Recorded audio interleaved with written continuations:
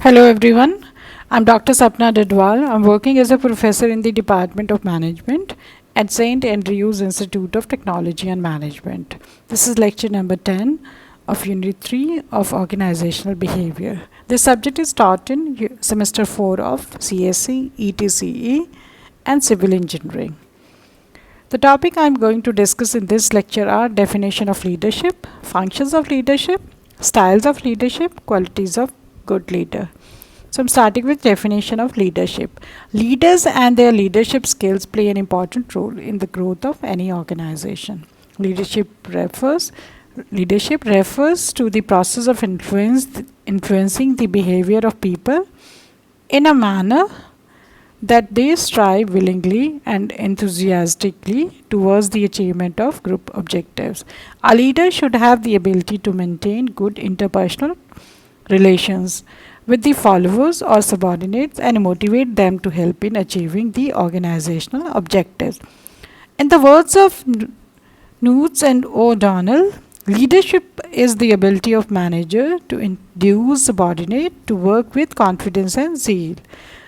So in the words of Jubin R., leadership is the exercise of authority and making of decisions.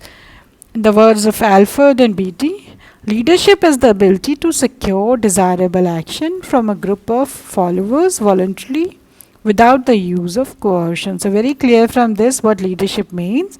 Now we'll discuss about features of leadership. First feature is it influences the behavior of others. So leadership is an ability of an individual to influence the behavior of other employees in the organization to achieve a common purpose or goal so that they are willingly cooperating with each other for the fulfillment of the same. Then next is interpersonal process. So leadership is an interpersonal process between the leader and the follower. The relationship between the leader and the followers decide how efficiently and effectively the targets of the organization would be met. Next feature is attainment of common organizational goals. The purpose of leadership is to guide the people in the organization to work towards the attainment of common organizational goals. The leader brings the people and their efforts together to achieve common goals.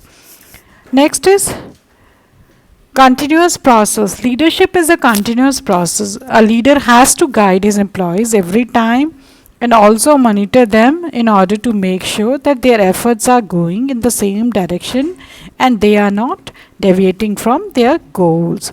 Then comes group process. It is a group process that involves two or more people together interacting with each other. A leader cannot lead without the followers. Next is dependent on the situation. It is a situation bound as it all depends upon tackling the situation present. So thus there is no single best style of leadership. So leadership depends on the situation. Now the next topic is importance of leadership. The following is significance of leadership. First is initiating action. So leadership starts from the very beginning, even before the work actually starts. A leader is a person who communicates the policies and plans to the subordinate to start the work. Then leadership provides motivation to the people. A leader motivates employees by giving them financial, non-financial incentives and get the work done efficiently. So motivation is the driving force in an individual's life. Then leader provides guidance to the subordinate. A leader not only supervises the employees but also guides them in their work. He instructs the subordinate on how to perform their work effectively so that their efforts don't get wasted. Then leader create confidence among employees. A leader acknowledges the efforts of the employees, explains to them their role, clarity, and guides them to achieve their goals. He also resolves the complaints and problems of the employees, thereby building confidence in them regarding the organization. The next significance is leadership build work environment. A good leader should maintain personal contacts with the employees and should hear their problems and solve them. He always listens to point of view of the employees and in case of disagreement persuades them to agree with him by giving suitable. Then clarification. In case of conflict, he handles or leader handles conflicts carefully and does not allow it to adversely affect the entity. A positive and efficient work environment helps in stable growth of the organization. The next significance is leadership create coordination among employees. A leader reconciles the personal interest of the employees with the organizational goals and achieve coordination in the organization. Then creating successors. A leader trains his subordinate in such a manner that they can succeed him in future easily. In his absence, he creates more leaders in the organization.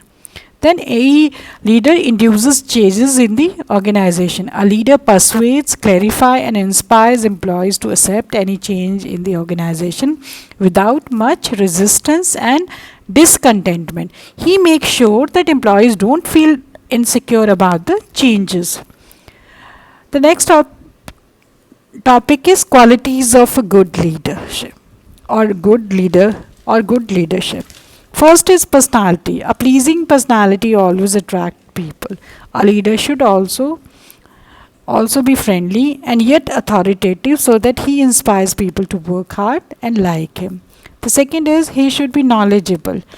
A subordinate looks up to his leader for any suggestion that he needs. A good leader should thus possess adequate knowledge and competence in order to influence the subordinate. The next is integrity. A leader needs to possess a high level of integrity and honesty. He should have fair outlook and should base his judgment on the facts and logic. He should be objective, he shouldn't be biased. Then initiative. A good leader takes initiative to grab the opportunities and not wait for them and use them to advantage of the organization. Then communication skills. A leader needs to be good communicator so that he can explain his ideas, policies and procedures clearly to the people. He not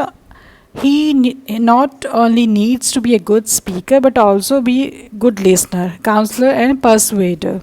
Then motivational skills. A leader needs to be an effective motivator who understands the needs of people and motivate them by satisfying those needs. Then self-confidence and willpower. A leader needs to have high level of self-confidence and immense willpower and should not lose it even in the worst situation. Else employees will not believe in him. Then intelligence. A leader needs to be intelligent enough to analyze the pros and cons of situation and take a decision accordingly. He also needs to have a vision and foresightedness so that he can predict the future impact of the decision taken by him. Then decisiveness. A leader has to be decisive in managing his work and should be firm on the decisions are taken by him. Then social skills. A leader should possess empathy towards others. He should also be humanistic, who also helps people with their personal problems. He also needs to possess a sense of responsibility and accountability because with great authority comes great responsibility. Now the next topic is styles of leadership. Leadership style is a leader's to provide direction, implementing plans and motivating plans. The following are the leadership style. The first one is autocratic authoritarian leadership.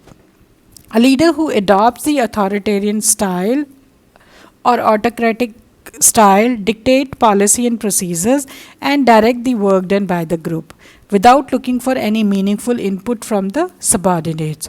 The group led by the authoritarian would be expected to complete their task under close supervision. Now the second style is participative, which is also called as democratic leadership style. Group members feel engaged in decision making process when they have a participative leader.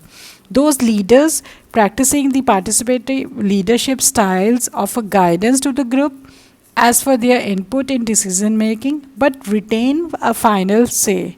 So participative leaders make their group feel like they are part of the team, which create commitment within the group. Then next style is delegative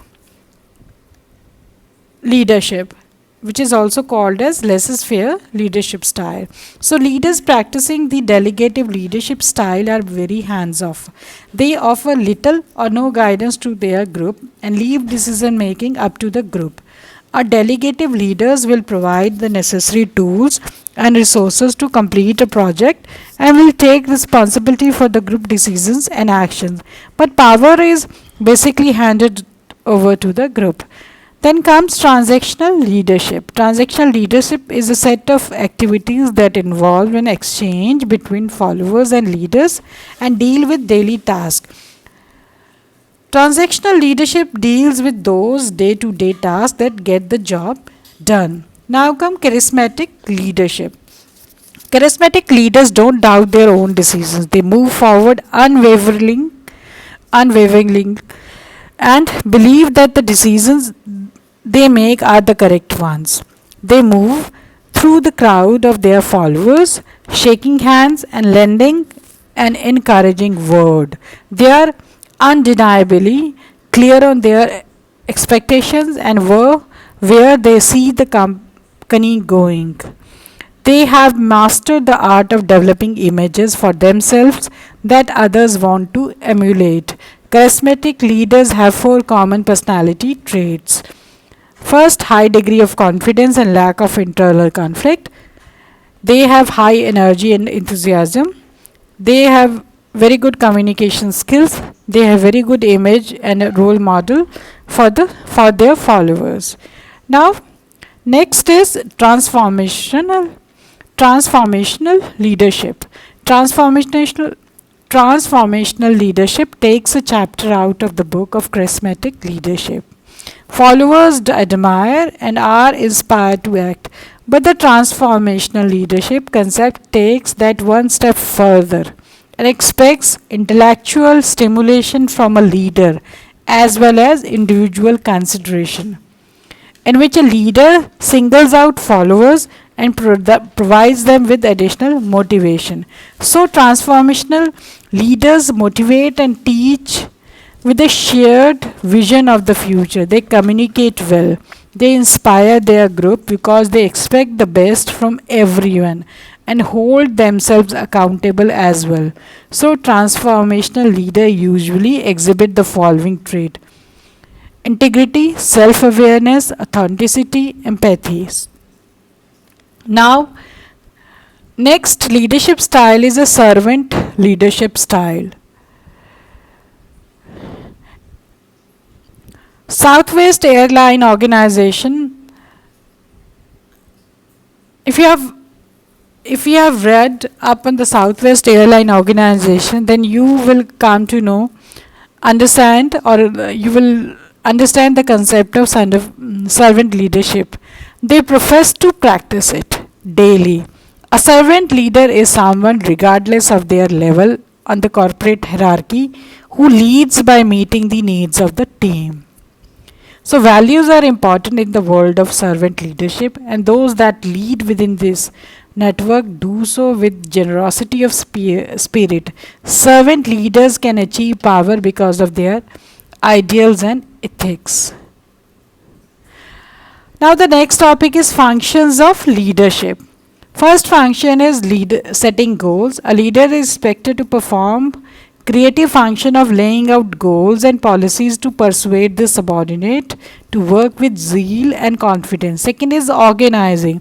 The second function of leader is to create and shape the organization on a scientific lines by assigning roles appropriate to individual abilities with view to make its various components to operate sensitivity towards the achievement of enterprise goals. So it is very clear. The function is to create and shape the organization on scientific line by assigning roles to appropriate people as per their abilities. The third is initiating action. The next function of the leader is to take initiative in all matters of interest to the group. He should not depend upon others for decisions and judgment. The next one is coordination. A leader has to reconcile the interest of individual members of the group with that of organization. He has to ensure voluntary cooperation from the group in realizing the common objectives. Then direction and motivation. It is the primary function of the leader to guide and direct his group and motivate people to do their best in the achievement of desired goals. He should build up confidence and zeal in the work group.